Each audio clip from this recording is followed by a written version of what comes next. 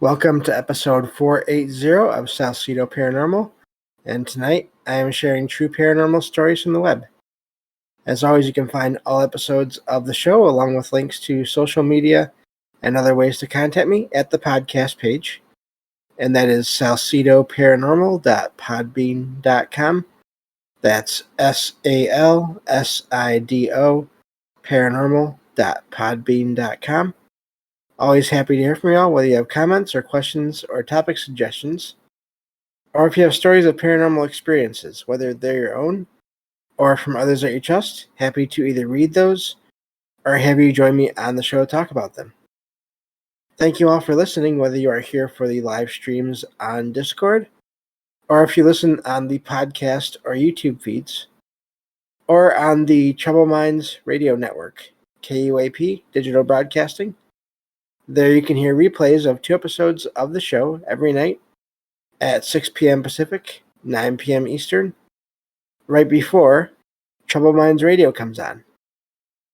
As always, I want to thank Michael Strange, host of Trouble Minds Radio, as well as Liam Martin, host of the Exiled Minds podcast, for producing the shows and putting them up on the station. And if you'd like to support the show, there are some different ways to do that. You can always share the show with others and rate and review the show on your podcast platform of choice. Also, I've written some paranormal fiction and nonfiction books you can check out over on Amazon. And if you'd like to make donations, you can either join the Patreon page, where I will put out extra content whenever I'm able. And or you can also just make one-time donations through PayPal or Venmo. And of course, none of those things are ever expected. Help is never expected, but always appreciated, as there are expenses in making these shows, from equipment to research materials to travel expenses, as I am going to the Mid-Michigan Paracon this year. That is in November 4th and 5th. That's a weekend, a Saturday and Sunday. And that is going to be at the Soaring Eagle Casino and Resort in Mount Pleasant, Michigan. I will be making recordings of myself and others there, whoever wants to join me, talking about the paranormal and just thoughts and theories and or experiences that of anyone that wants to join me on those recordings. And then, of course, I will share those recordings on the show when I get back home. So... and then depending on how many I have, that'll determine if it's 1 or 2 shows. So we'll go from there. And looking forward to that. That'll be my first time ever going to a Paracon, so really excited about that. I think that takes care of everything. Other than just I'm really excited for this Thursday. As of now, it looks like I'll be having a good friend of the show on again. And we'll... wait and make sure that happens before I announce it, but looking forward to that. So that's going to be an extra show. So look forward to that on Thursday. The stream will be on Thursday, and then of course it'll come out by Friday morning, as all shows come out no later than a day after they are recorded. So getting to the stories here. Let me pull this up, and then we'll be ready to go. This first one says, this happened back in 2017. It was evening, and a thunderstorm had just passed through the area. I was on the patio of my apartment building, near a retention pond. It was dark, with a greenish-blue sky after the storm. My boyfriend and I were talking when we noticed something strange about the sky. We saw a vast pink and purple hexagonal grid pattern excuse me, that stretched across the sky to the northeast of us. The grid pattern stayed for about 1 to 2 minutes before it finally faded away. We weren't drinking or taking any kind of drugs. I even checked with my boyfriend as it was happening, and he confirmed that he was seeing the same thing. I've checked into all kinds of weather phenomena, but I haven't found anything that matches what we saw that night. So that's a fairly short story there, but really amazing. And I have no idea what they were seeing. If it was some kind of a framework of how reality works, and they just were able to see through it to that framework for just a couple minutes. I have That's the only thing that I can think of that may even possibly be what they saw. But really, I have no idea. Some kind of image that was, I don't know, hologram image that was being projected into the sky somehow. Again, I don't, nothing really, I can't think of anything that really sort of fits. A lot of paranormal stories, you can kind of put them into groups or say this seems like a combination of this one thing and this other thing. But this one, I really have no idea. Um, Barring any kind of technology that is human made, I I don't know what it could be in terms of paranormal or otherworldly. It just makes me think of some kind of a simulation theory, some kind of a, like I said, seeing behind the or seeing into the, basically the, whatever the whatever framework there is to reality, just for a couple of minutes somehow, maybe, I don't know. Uh, and just seeing this pattern that's there. I wonder if it's always there, but always hidden, except for in this one case. And I wonder if there are other cases like that, that they're just so rare that you hardly ever hear about them. Again, this is the first time I've heard of that before. So I don't know what they saw, but that's an amazing experience. I'm glad that it was two people that saw it. That way, it makes it a little bit harder to just write it off as one person maybe seeing things, even though I always have a hard time with that as well. But yeah, I don't know what that was. I found that story a little while back. I find these stories and I sort of put them aside and get to them whenever I get to them in the show. And I remember finding that one. I just could not believe that I was finding a story like that. You hear about that like in fiction, I think. Um, Almost sounds like some sort of alien version of the sort of what you would see in the holodeck of Star Trek: Next Generation and beyond. Basically, in the other series that came after that, where in those shows, those they're basically these holographic generator rooms that can make images of all kinds of places and even people. And but when it's not being used, all you see is a grid of lines, bright lines all around the world, the room, which can look like a world, but the room, and it's on all the floors. It's on the floor and all the walls and all the ceiling, and that's where all the light comes from, is this grid. So it reminds me of some kind of an alien version of that, but beyond that, I have no idea what they saw. So I'm looking. Hopefully, um, if we're lucky, we'll find more stories like that over time. It does seem like with a lot of these stories, you get these sort of uh, what almost like a one-off, where it's just one story about this one thing. But then over time, you may find one or two others that are similar.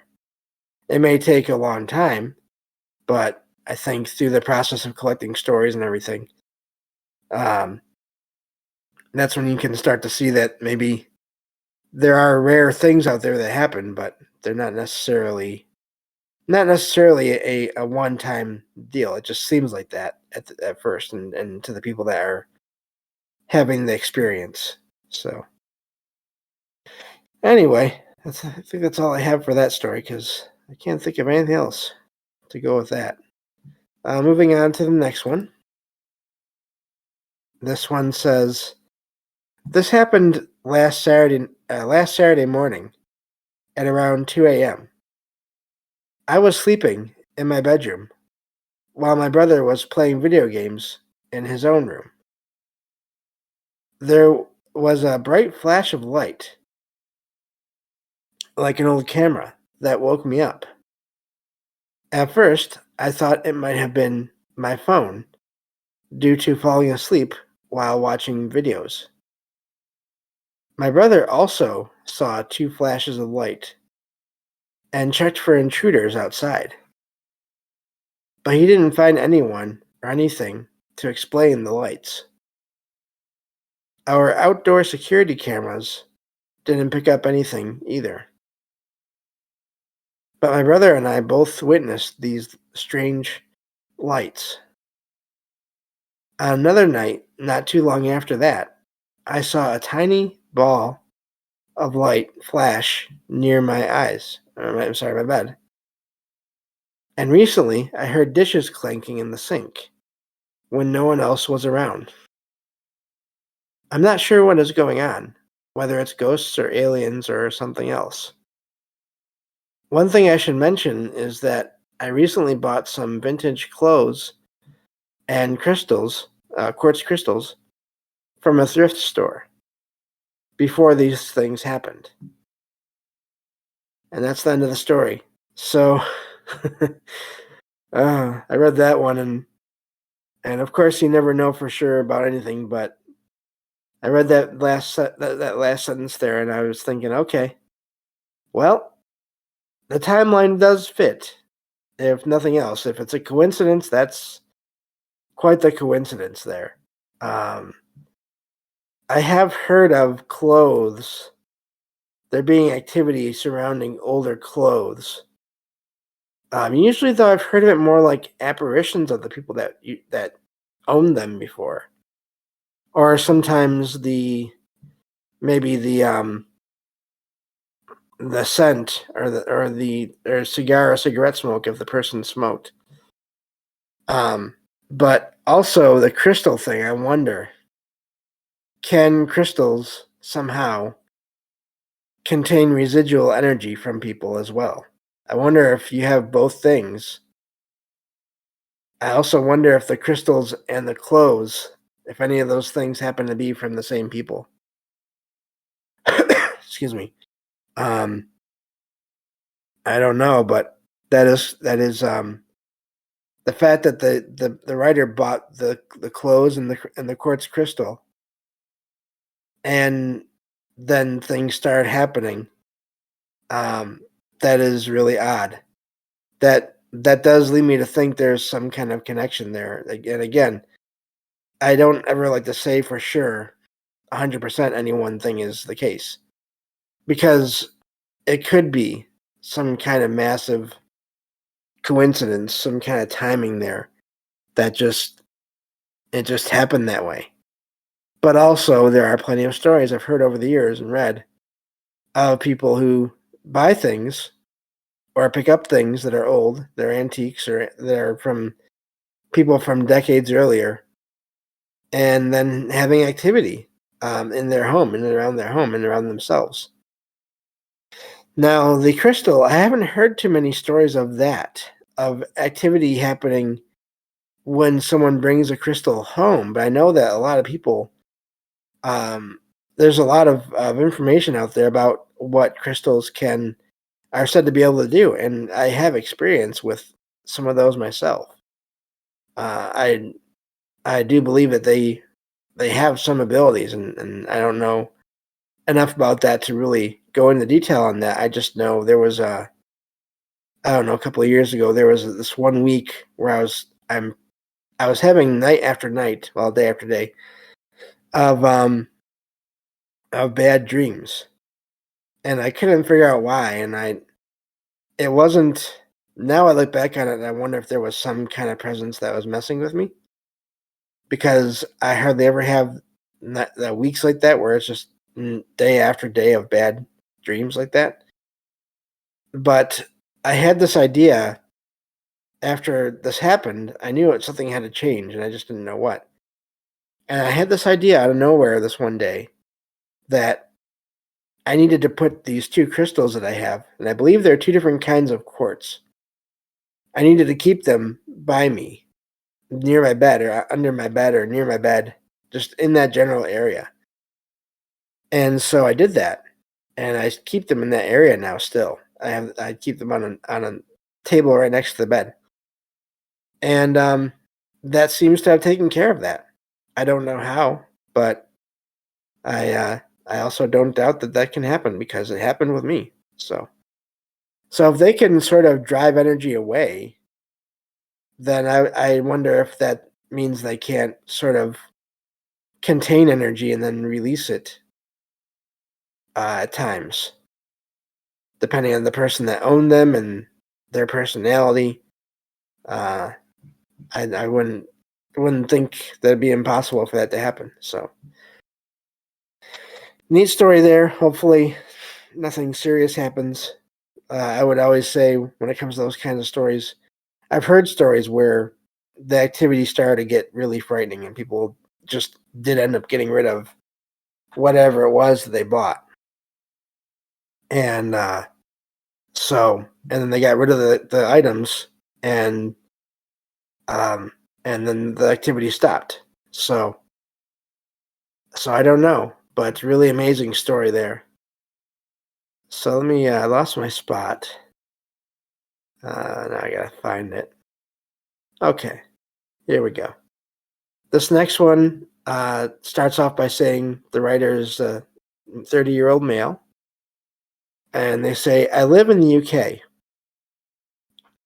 Recently, I bought a house previously owned by one family. They were the first and only family to live in the house. The youngest son of this family lived in the house his entire life, never married or had children, and passed away in his 90s. Not long after I moved in, I was alone in the house after work preparing for renovations. That is when I sensed a presence in the house, and I had a feeling that it was the spirit of the man that had passed away there. Let me see. This presence never got too close to me, always staying in the next room over from wherever I was at. Even though I was wearing headphones and listening to music, oh, there we go. I sensed and heard sounds as if someone was in those empty rooms. Once I left at around 10:30 p.m., I felt compelled to say goodbye to that previous owner, calling them by name. I heard a clear, frail voice saying hello from the direction of the front door, and later heard goodbye. The next day, I found a letter addressed to the deceased owner from the land registry confirming a change of ownership. Since then, the house has returned to a peaceful and content vibe. Despite not being a believer in the supernatural, I feel that the deceased individual may have wanted to spend one final night in his home, and I was glad to be there for it. And that's where that story ends. So that's really amazing that the new owner sort of got to experience or to kind of meet in a way the previous owner, and in basically a pleasant way, not threatening or not overly terrifying way. I'm really glad whenever I find one of those stories, and I'm wondering if because of the renovations, maybe the writer couldn't stay there that night at the time is why they were leaving. I don't know, but that really is amazing, and it does sound like if the activity stopped after that one night, then it could have been that person somehow just staying there one more night and wanting to maybe even meet or check out the new owner to see what they were like. And then maybe once they figured out, okay, this person is decent, then that's when they decided to leave. So it's hard to say, but I think that seems totally possible there. So, I'm going to move on to the next story here, just so we get one more in for the night. This one says, a friend of mine owns a piece of land with dense forest and the potential for future businesses and or a cabin to be placed there. My friends and I have been exploring the land, trying to create a trail. We discovered a raccoon skull positioned upright at the trail entrance. At first, we thought it was a cool find, but then we became suspicious. It had appeared there overnight, as we hadn't seen it the day before. There were no other body parts found in the area, suggesting that the animal didn't die there. I wonder if the skull may have been placed there intentionally for us to find. The night before, we had walked through the forest in pitch black darkness, where we joked about skinwalkers. And of course, that's a paranormal entity that's sort of a cryptid, sort of like a dark magician kind of character, depending on who you ask and where you're asking about it. So just real quick on that. It says, the land is in a remote part of Minnesota. I wonder now if something paranormal or supernatural led to the skull being placed on the trail for us to find. I took the skull home due to its uniqueness. And that's where the story ends. And I don't know if I would have done that. Excuse me. I don't know if I would have taken that home. I guess it would have depended on how I felt in the area when that happened. In terms of if there was any other feeling of positive or negative or neutral energy there when they found the skull, and then just when they were in the area in general. I don't know. But I still don't know if I would have taken that home with me. And I do think that when it's just a skull, I think those do look amazing in a weird way. But I still don't know if I would have taken it back home with me. But that is amazing if they're basically, what it sounds like the writer is saying is the group of friends that was there would have noticed if someone had been on the property and then put that there and then left. But they didn't notice anything that night before. So does that mean, was the writer right there? Did some entity put that thing there for them to find? And then, of course, the question with that is, what is that supposed to mean? What is the intent there? And that I have no idea. I'd be curious. Again, it's impossible to know with these stories that you find online. I'd be curious about what happened on that property going forward. What other kinds of experiences, if they had there, if they had any that were maybe seemed paranormal. And if they didn't, then I don't know. I wonder if maybe they somehow just missed the skull, which doesn't seem likely if there was a group of them there. But or if it was put there, but for a neutral or a positive reason. So, as always, I have no idea. There's all kinds of possibilities, and that's why it's fun and important to review these stories and these experiences. But that's all the time we have for tonight. Thank you all for listening, and I will talk to you all on the next episode of Salcedo Paranormal. Take care.